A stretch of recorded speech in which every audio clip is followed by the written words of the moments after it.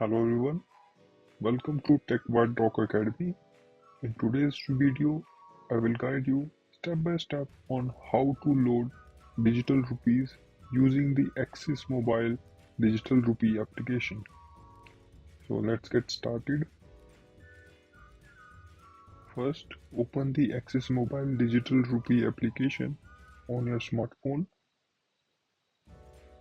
Once the app is open, tap on the load option on the main screen. Swipe to choose the amount you wish to add.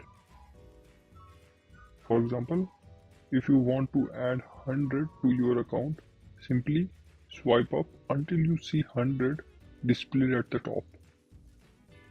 After selecting the desired amount, click on the Load Digital Rupee button, and here select the account number where you want the digital rupees to be loaded, and then click on this Confirm button.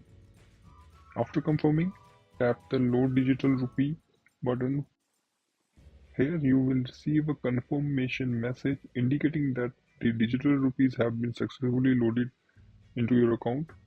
To verify the loaded amount, go back to home screen and tap on View Wallet.